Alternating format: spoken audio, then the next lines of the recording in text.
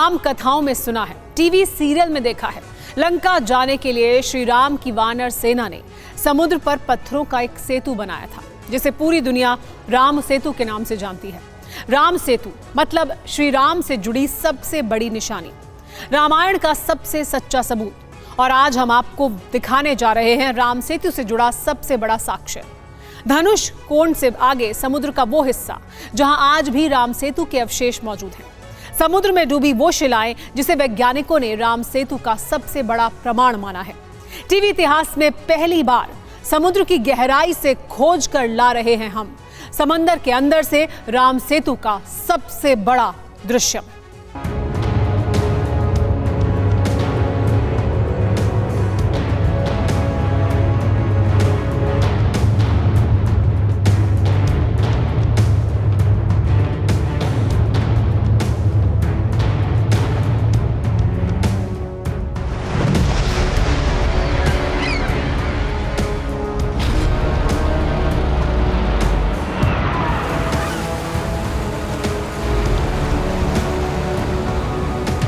भारतवर्ष के आखिरी छोर पर समुद्र का सीना चीरते हुए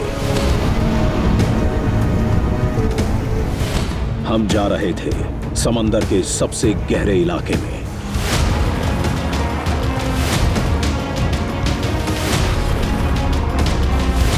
मंजिल थी रामायण से जुड़ी सबसे बड़ी निशानी, राम सेतु।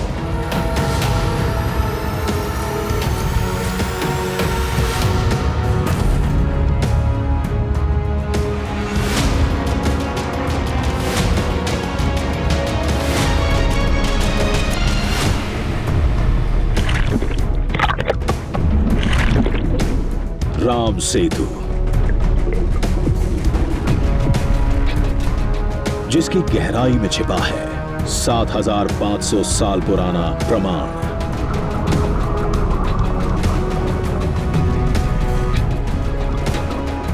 पहली बार समंदर के भीतर से खोज कर ला रहे हैं हम।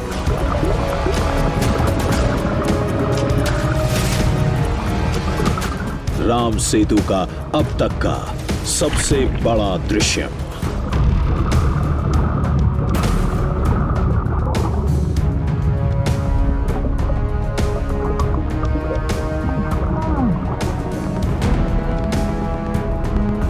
राम सेतु के नाम पर हिंदुस्तान ने अभी तक केवल सैटेलाइट की चंद तस्वीरें देखी हैं।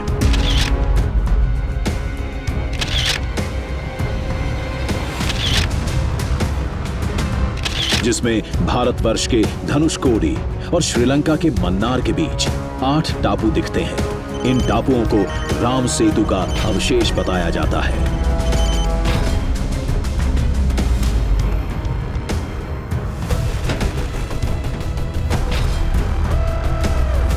आज हम उन टापुओं पर जाएंगे। समंदर में राम सेतु की तह तक गोता लगाएंगे।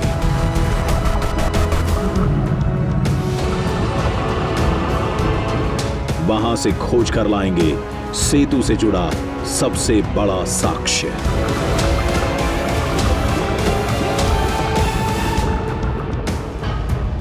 इस सफर में हमारा कारवां पहुंच चुका था देश के आखिरी छोर तमिलनाडु के रामेश्वरम में। वाल्मीकि रामायण के लंका कांड के मुताबिक रामेश्वरम ही वो जगह है जहां सेतु का निर्माण हुआ था, जहां राम कथा से जुड़ी कई निशानियां हैं।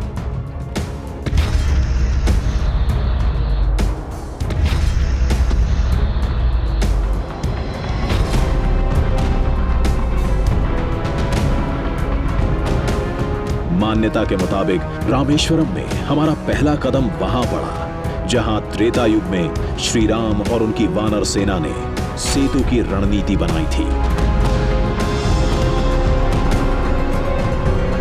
नाम है राम जी रुका, यानी राम झरोखा।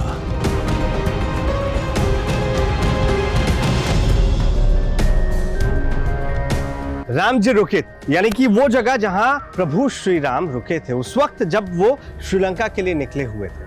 और इसी जगह पर रुककर उन्होंने न सिर्फ इस बात को लेकर योजना बनाई थी कि आगे किस तरीके से वो जा सकते हैं। रावण से युद्ध के पहले ये योजना काफ़ी महत्वपूर्ण थी। और इस हिस्से में खड़े जब आप होते हैं तब आपको चारों तरफ खुला मैदान नजर आ रहा है, आपको पूरा रामेश्वरम इस ऊंचाई से खड़े होने पर नजर आता है। लेकिन उस वक्त दक्षिण दिशा में देखने पर प्रभु श्री राम को श्रीलंका नजर आया और वो स्थान का चयन करने में भी सक्षम हुए जहां से राम सेतु का निर्माण कार्य शुरू होना था। और यही वजह है कि इस जगह की काफी महत्ता है।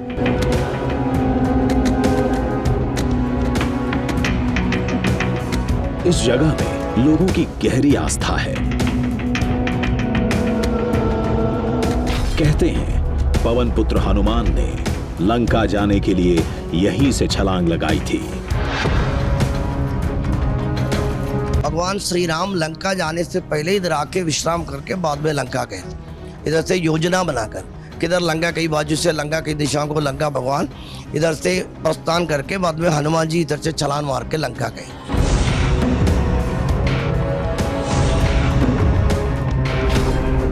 दावे के मुताबिक श्री राम इस जगह से सेतु निर्माण पर निगाह रखते थे। राम झरोखा आज भी रामेश्वरम की सबसे ऊंची जगह है जहां से पूरा समुद्र दिखता है। अब आप यहाँ चारों तरफ जब आप नजर डालेंगे तो आपको समुद्र नजर आएगा, आसपास हरियाली नजर आएगी, क्योंकि वक्त के साथ यहाँ नज़ारे थोड़े बहुत बदल ज़रूर गए हैं। लेकिन हाँ, दक्षिण की दिशा में यहाँ अभी भी 30 से 32 किलोमीटर की दूरी पर श्रीलंका मौजूद है।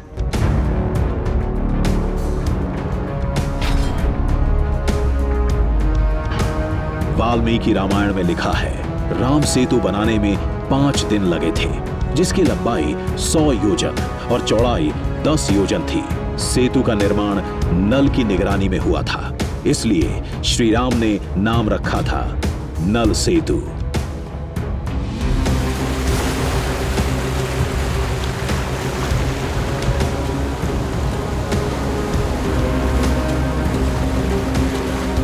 सेतु करई यानी वो जगह जहां नल ने सेतु का पहला पत्थर रखा था।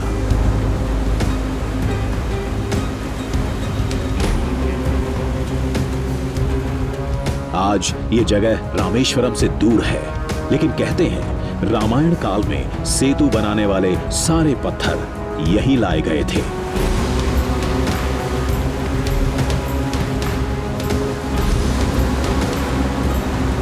आज निशानी के तौर पर एक छोटा मंदिर है। इस तट पर समंदर की हलचल रामेश्वरम से बिल्कुल जुदा है। सेतु मतलब ब्रिज, करई यानी कि उसका किनारा, यानी राम सेतु का किनारा। किनारा किस लिहाज से?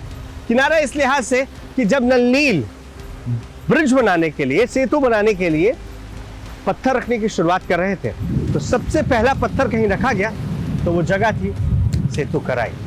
कुछ इसी तरीके से समुद्र के किनारे पहले पत्थर रखने की शुरुआत की गई और उसके बाद एक एक कर पत्थरों की ऐसी श्रृंखला बनाई गई जो सीधे आपको यहां से आगे धनुषकोडी होते हुए लेकर जाता है श्रीलंका।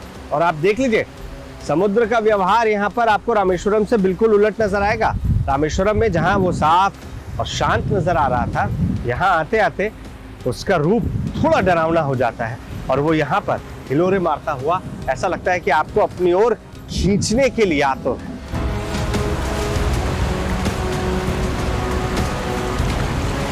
ये निशानियां तो महज पड़ाव थी।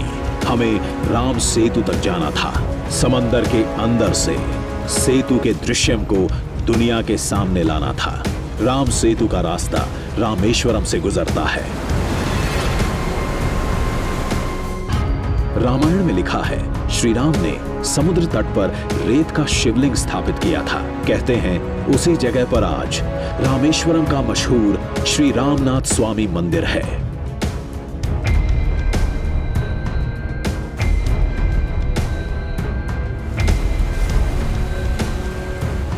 लेकिन उससे पहले हम पहुंचे बेलुंडी तीर्थम।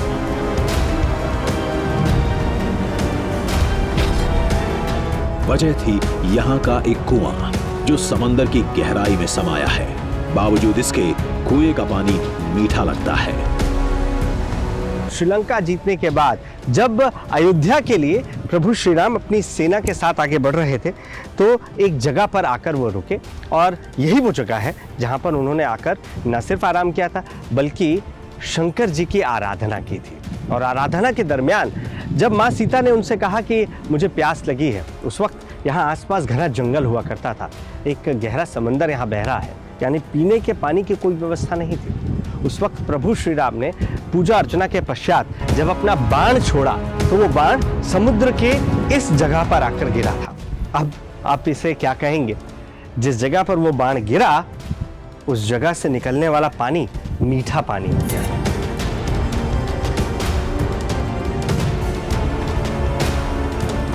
ये भी राम सेतु की उम्र के बराबर है। उससे कुछ ही दिनों के बाद प्रभु श्री राम ने यहाँ पर बनाया था और आज तमाम लोग आस्था पूर्वक यहाँ आते हैं और पानी निकालकर जब इसका आचमन कर कर देखते हैं तो वो भी हमारी तरह अचंभित रह जाते होंगे। आप भी अचंभित रह जाएंगे। समुद्र किनारे का पूरा इलाका जहां की हवाओं में ही खारापन हो, वहां समुद्र में बना कुआं मीठा पानी देता है। लोगों के लिए ये किसी चमत्कार से कम नहीं।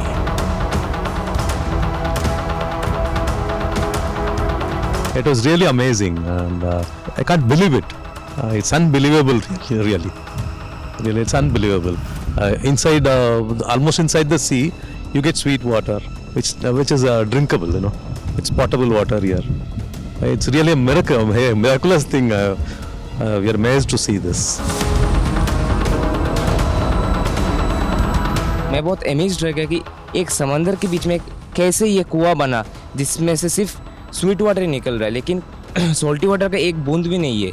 ये बिल्कुल आश्चर्य की बात है। मतलब it's just a miracle.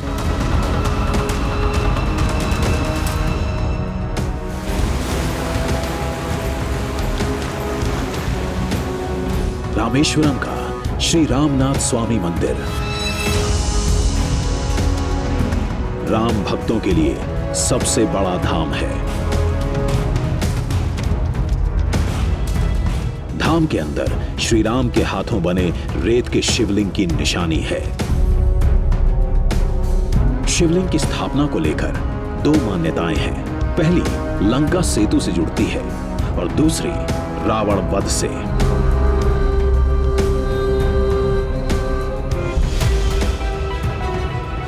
Ravan के मारने का दोष हटाने के लिए तो यहाँ से रेती से शिवलिंग बना गया, फिर पूजा किया। ब्रह्महत्या दोष राजा रामचंद्र भगवान बुद्ध क्षत्रिय ने उनके रावण के मारना था। रावण तो ब्राह्मण था परिवार है, सबसे बड़ा ब्राह्मण का शक्ति हुआ उनके मारने के समय से। पर ब्रह्महत्या दोष निवारना हटाने के लिए यहाँ से रेती से समुद्र किनारे से बालू मट्टी का रेती का पूजा किया। रामेश्वर है।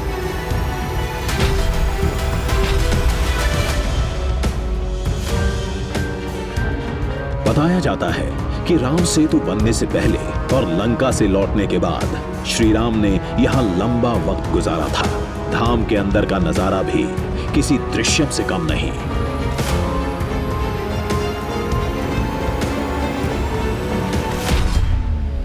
अब रामेश्वर में आप इस स्थान की महत्ता इसी बात से समझ सकते हैं कि ये ज्योतिर्लिंग भी है और ये 4 धामों में से एक भी है। हालांकि जो ज्योतिर्लिंग हनुमान जी लेकर आए थे वो भी ज्योतिर्लिंग बाजू में स्थापित नजर आता है। तो काफ़ी कुछ है यहाँ पर जो त्रेता युग को आज के युग से जोड़ता है।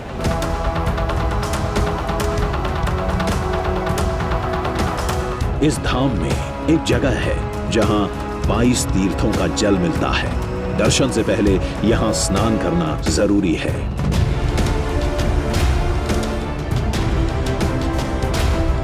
कहते हैं श्री राम ने बाण चलाकर 22 तीर्थों का पानी निकाला था। एक ही जगह होने के बावजूद सभी कुंडों के पानी का स्वाद एक दूसरे से अलग है।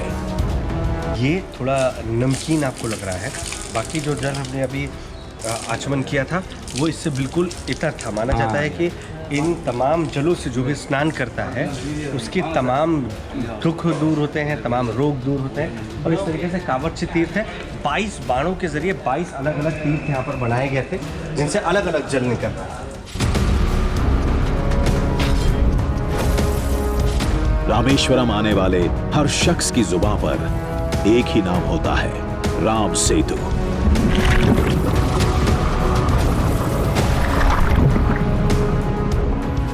हर कोई यही जानना चाहता है, वो सेतु कहां है, कैसे देखने को मिलेगा। हमें भी यही जानना था।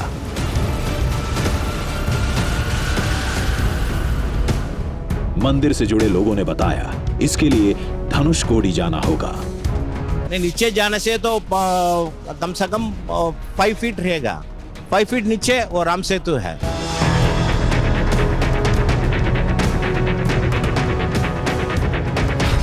धनुषकोडी रामेश्वरम से 20 किलोमीटर दूर है। लोगों ने बताया, वहां से आगे जाने पर आज भी राम सेतु के अवशेष देखने को मिलते हैं। सेतु से थोड़ी दूर 5 फीट गहराई में शिलाएं भी मिल जाएंगी। अब हमारी बेताबी बढ़ती जा रही थी।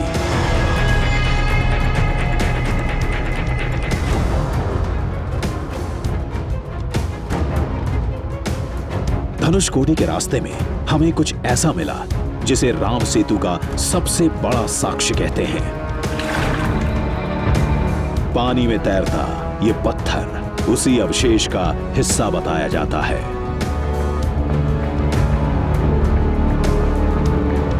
ये तो महज एक टुकड़ा है। पूरे रामेश्वरम और धनुषकोडी में पानी पर तैरने वाले ऐसे पत्थरों की भरमार है। ये किसी दूसरी जगह से लाया गया पत्थर है। ये भी ठीक ठाक भारी है, यानी तकरीबन 1.5-2 किलो का ये पत्थर होगा। और जब मैं इस पत्थर को पानी में डालता हूं तो देखिए ये सीधा डूब जाता है। दरअसल ये पत्थर बताया जा रहा है कि ये राम सेतु का हिस्सा था। और ऐसे कई पत्थर धनुषकोडी आसपास में आपको मिलेंगे जो राम सेतु का हिस्सा रह चुके हैं। और जैसे मैं इस पत्थर को पानी में डुबोता हूं, ये पत्थर नीचे आपको कहीं ना कहीं तैरता हुआ, हिलता हुआ नजर आएगा। दरअसल ये पत्थर रखने के बाद एक बेस तैयार किया गया और उसके बाद कुछ ऐसे पत्थरों को रखा गया जो ऊपर तैरते हैं। और इस तरीके से राम सेतु की संरचना तैयार की गई थी।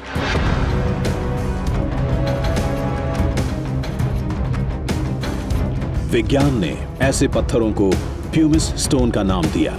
कुछ इसे कोरल स्टोन भी कहते हैं।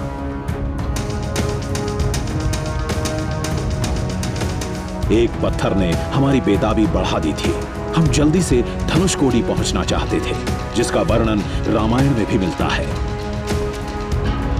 जिसके मुताबिक लंका का राजा बनने के बाद विभीषण ने नगर सुरक्षा के लिए सेतु तोड़ने की प्रार्थना की। तब श्री राम ने राम सेतु के एक हिस्से को अपने धनुष से तोड़ दिया था।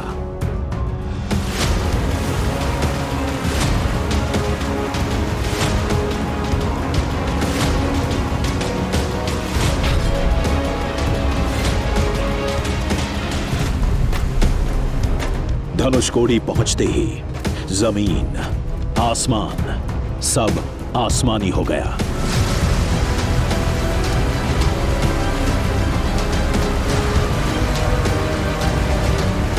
एक तरफ विशाल समुद्र की तेज लहरें थीं,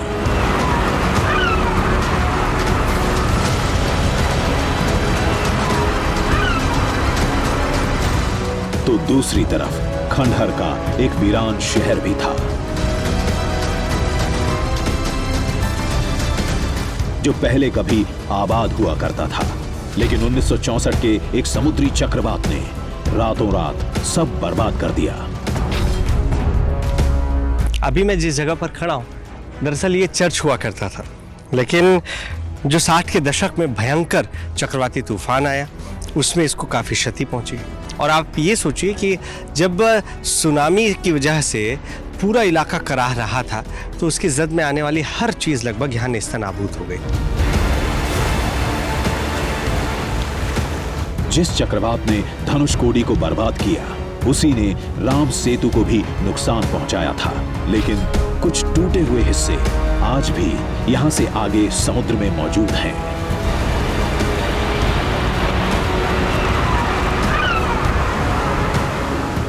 इस वक्त मैं जहां पर खड़ा हूं ये भी दृश्यम है पूरे भारतवर्ष के लिए। क्यों?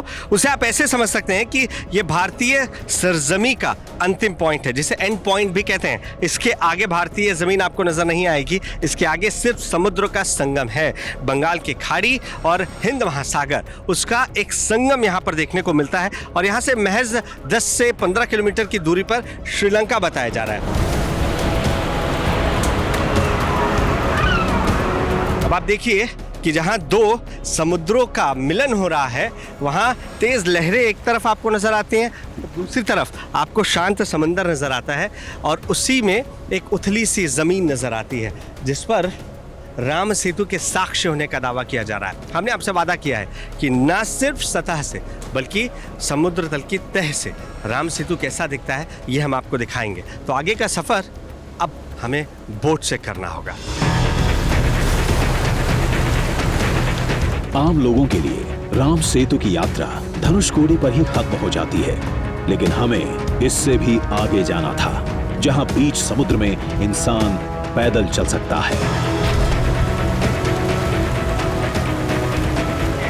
अभी हमने भारतीय सरजमीन छोड़ दी है, यानी अब हम उस समुद्र में हैं जो भारत और श्रीलंका के बीच है और तकरीबन 3 किलोमीटर का सफर अभी हम तय कर चुके हैं और कुछ ही दूरी पर वो हिस्सा होगा जहां अभी किसी का भी जाना संभव नहीं है।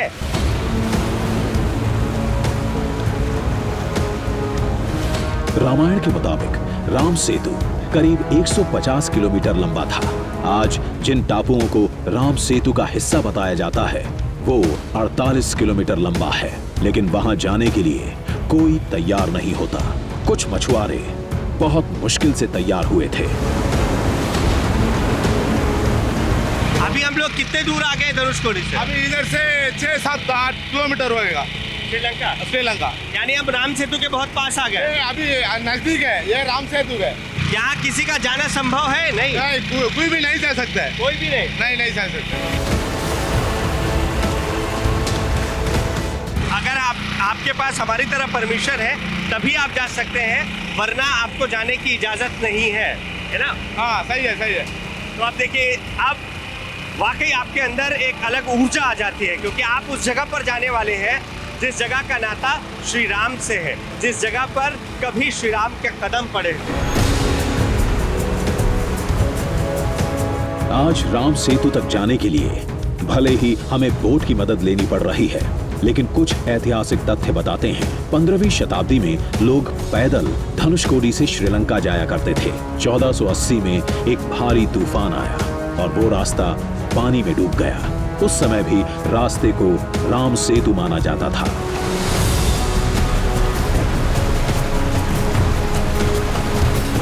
वक्त तेजी से गुजर रहा था।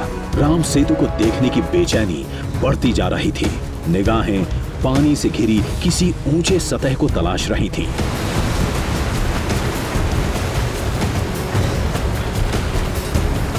वो बोट नहीं जाएगा।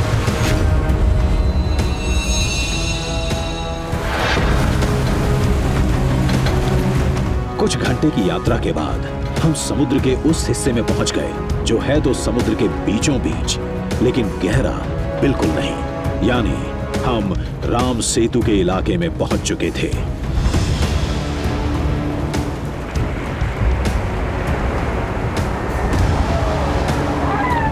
अब देखिए, गहरे समंदर के बीच में एक ऐसी जगह आ गई है जहां से बोट का आगे जाना संभव नहीं है और यहाँ पर मेरे घुटने से भी कम पानी है और बताया जा रहा है कि ये वो हिस्सा है जो राम सेतु का हिस्सा है।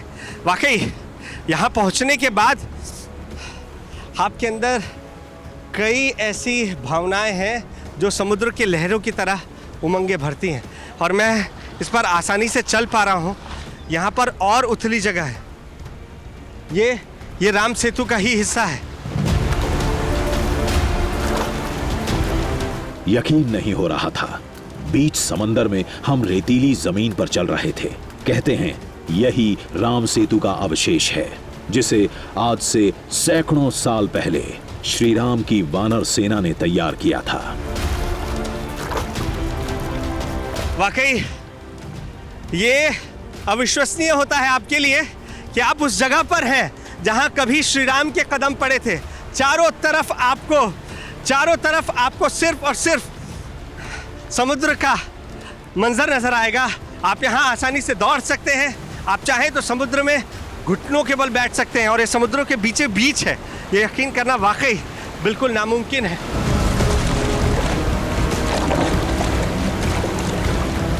भारत श्रीलंका के बीच 8 टापुओं में से हम 5वें पर थे।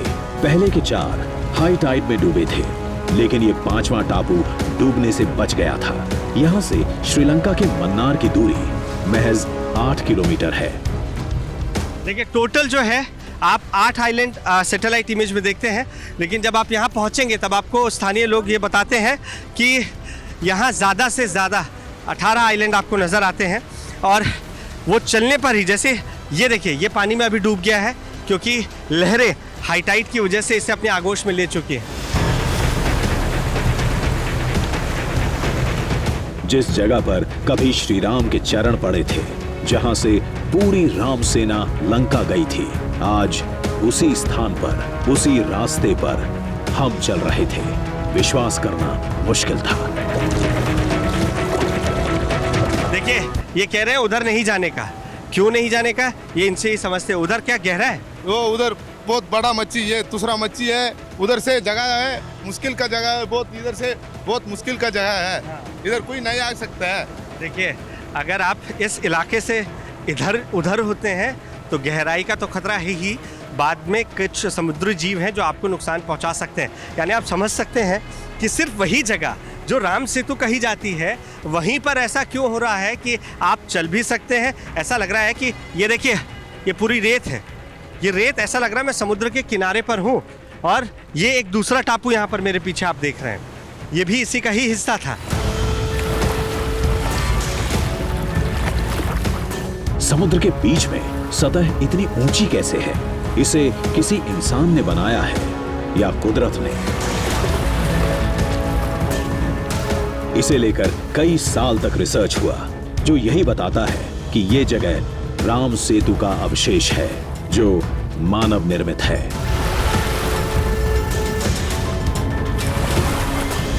ऐसा लग रहा है कि मैं किसी किनारे पर खड़ा हूं, दोनों ओर समुद्र है, 2 बड़े बड़े समुद्र, और उनके बीच पर आप दौड़ लगा सकते हैं। ये तभी संभव है जब आप उस जगह पर मौजूद हो जिस जगह को किसी और ने नहीं बल्कि श्री राम ने बनाया है। जहां आज हमारे कदम हैं, वहां कभी श्री राम के कदम पड़े थे। ये सोच ही आपको खुशियों से भर देती है।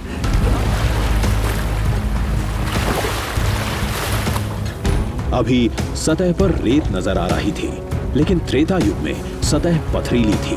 कहते हैं जलवायु परिवर्तन की वजह से पत्थर दबते चले गए। वो आज भी दिखते हैं इस सेतु के नीचे, समुद्र की तह में।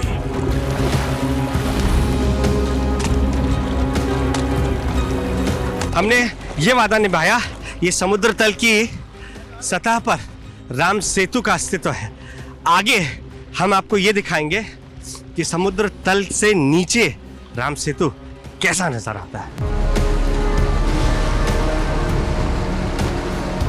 इस जगह को छोड़ने का मन नहीं था, लेकिन जाने का वक्त हो गया था। हमने सेतु पर अंतिम निगाह डाली, एक बार और स्पर्श किया और निकल पड़े अगले सफर पर।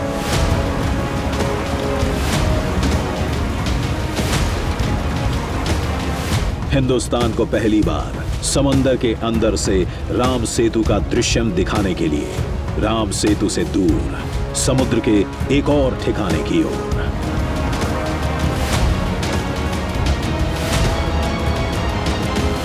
राम सेतु देखने वाले धनुषकोडी से लौट जाते हैं। जो थोड़ी हिम्मत जुटाते हैं वो सरकारी अनुमति लेकर अवशेष तक पहुंचते हैं।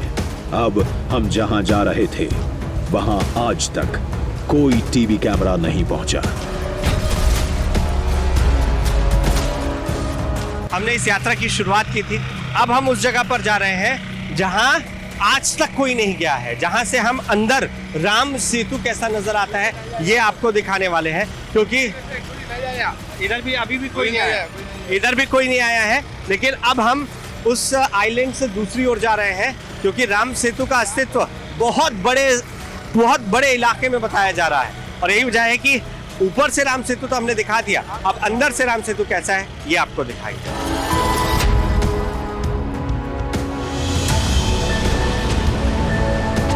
कैसा दिखता होगा राम सेतु का समुद्र में डूबा हिस्सा? क्या तैरते पत्थर भी दिखेंगे? ऐसे कई सवालों के जवाब हासिल करने थे, लेकिन समुद्र की गहराई में उतरने के लिए खास तैयारी करनी थी। शाम हो चुकी थी। इस मिशन को कल अंजाम देंगे।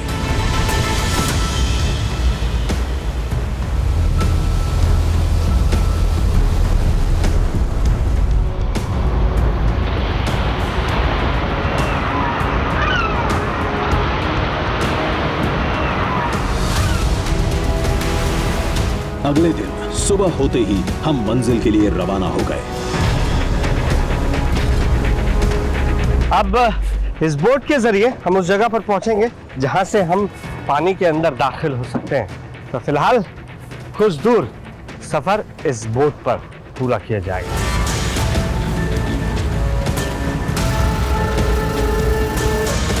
समंदर के अंदर राम सेतु के दृश्यम की तलाश में रोमांच भी था और थोड़ा डर भी।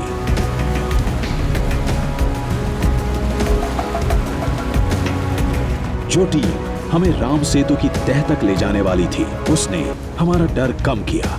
पता चला कि राम सेतु के पत्थरों को देखने के लिए ज्यादा गहराई में जाने की जरूरत नहीं पड़ती। 15 से 20 फीट में सब नजर आता है।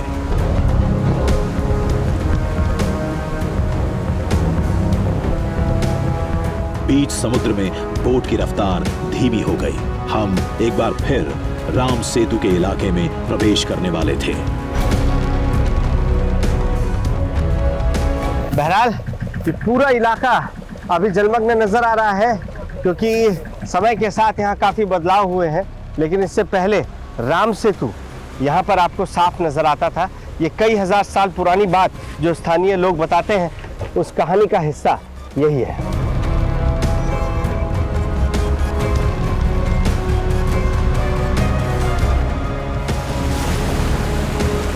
पौराणिक साक्ष्यों के मुताबिक राम सेतु का इलाका बहुत बड़ा था, लेकिन 1480 और 1964 के चक्रवात ने उसे कई हिस्सों में तोड़ दिया।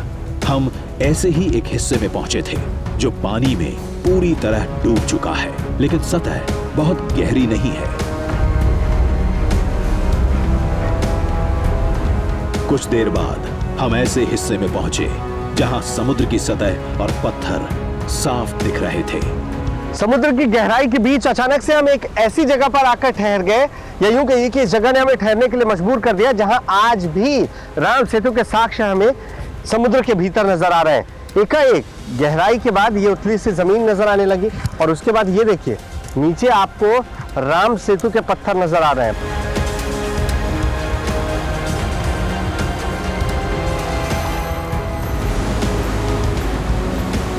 बहुत सारे पत्थर थे। हमारे साथ आए लोगों ने बताया ये उन शिलाओं के अवशेष हैं जिनसे राम सेतु बनाया गया था।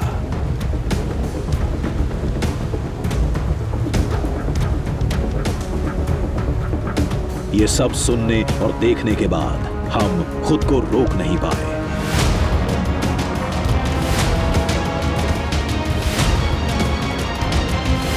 हम डाइविंग सूट पहनकर गहराई में उतरने के लिए तैयार थे और कूद गए समंदर में।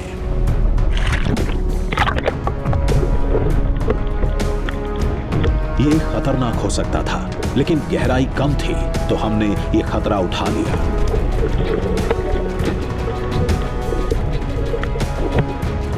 फिलहाल तो नजरों के सामने समुद्र की एक रंगीन दुनिया थी, बिल्कुल अनदेखी।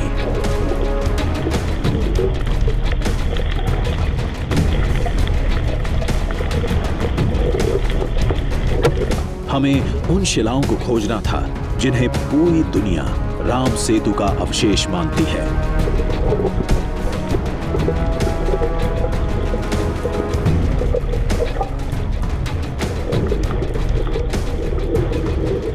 गहरी सांस लेने के लिए बार बार बाहर भी आना पड़ता था।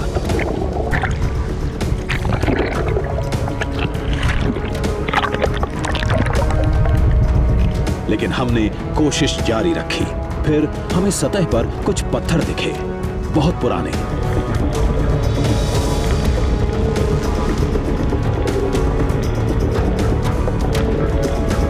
देखने से लग रहा था शायद हजारों साल पुराने थे।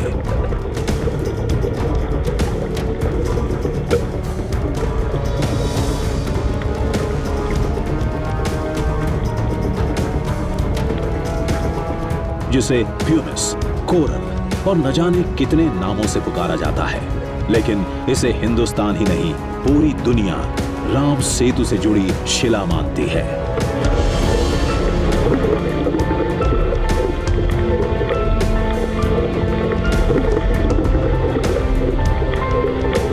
– 2017 में वैज्ञानिकों की एक टीम ने इन शिलाओं का परीक्षण किया था।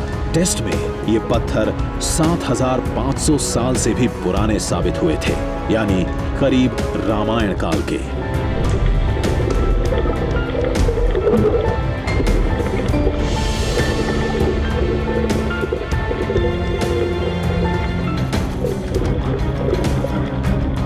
रिसर्च में सतह की रेत 4000 साल पुरानी निकली, लेकिन पत्थर 7500 साल पुराने। मतलब ये कहीं और से लाकर यहां रखे गए थे।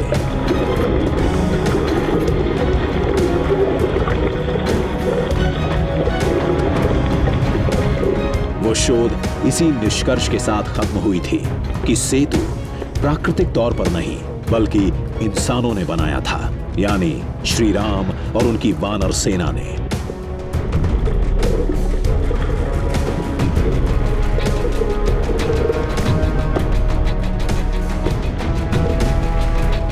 थोड़ी हिम्मत जुटाई, थोड़ा रिस्क लिया, राम सेतु की शिलाओं को खोजने में कामयाब रहे हम और देश के सामने ले आए समंदर के अंदर से राम सेतु का दृश्यम।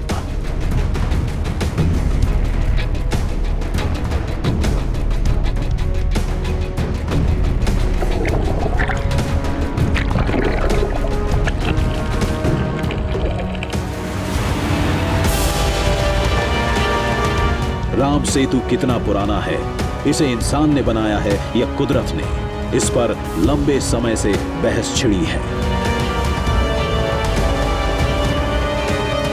वैज्ञानिकों ने शोध किया, साबित किया कि समुद्र की रेत नई है, लेकिन पत्थर पुराने हैं, करीब रामायण काल के।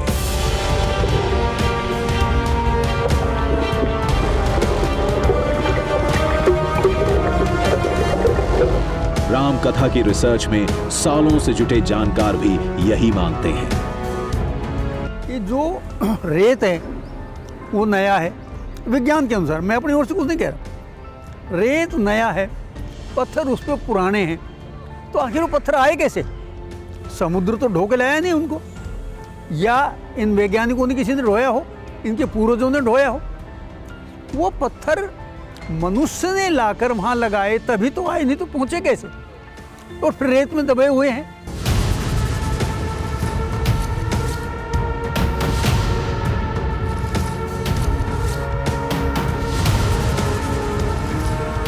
वैज्ञानिकों की रिसर्च के अलावा राम सेतु का एक और बड़ा सबूत है।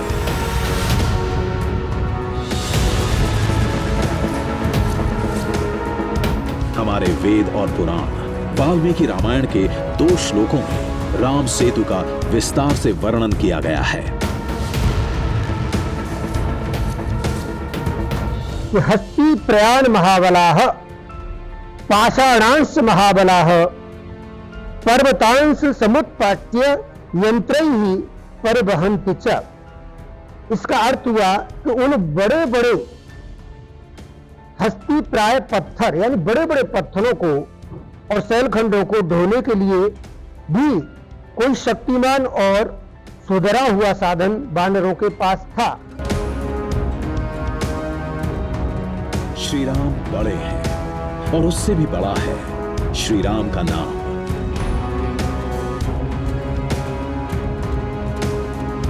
और सबसे बड़ी है श्री राम से जुड़ी आस्था, जो किसी शोध या साक्ष्य की मोहताज नहीं।